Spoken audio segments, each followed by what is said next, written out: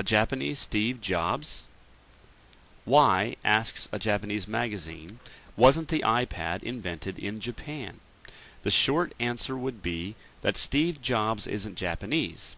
Japan does, however, have a similarly hard-driving perfectionist manager in Mr. Tadashi Yanai, head of fast retailing, who is rapidly turning his chain of clothing stores, Uniqlo, into a global brand like Sony or Honda.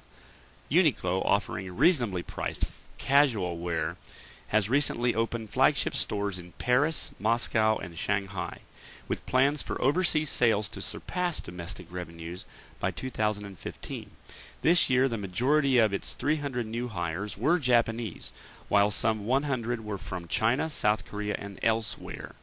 Mr. Yanai wants half of its 600 hires next year to be non-Japanese, and to reverse the proportion by 2012 so that 2/3 are from overseas.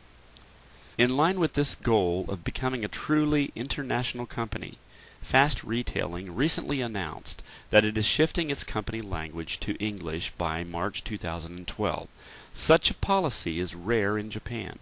One predecessor is automaker Nissan, which switched to English a decade ago when Mr. Carlos Ghosn became president. And Mr. Hiroshi Mikitani, founder and head of online retailer Rakuten, who announced at the end of last month plans to likewise make English the company's working language within 2 years. Unusual in Japan's risk-adverse culture, Mr. Yanai is nothing if not daring in his vision, entering last October, for example, into a collaboration with German designer Jill Sander to create the Plus J line of affordable fashion.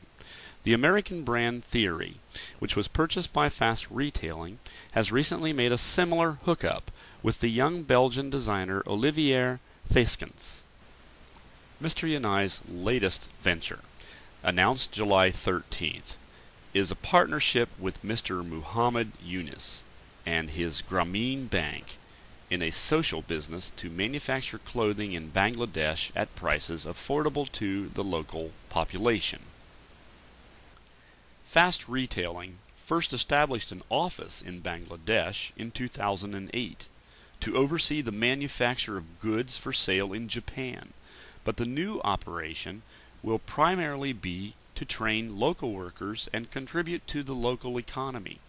Let's hope that the entrepreneurial spirit of Mr. Yanai can inspire a new generation of Japanese, as he was inspired by pioneers at Sony and Honda.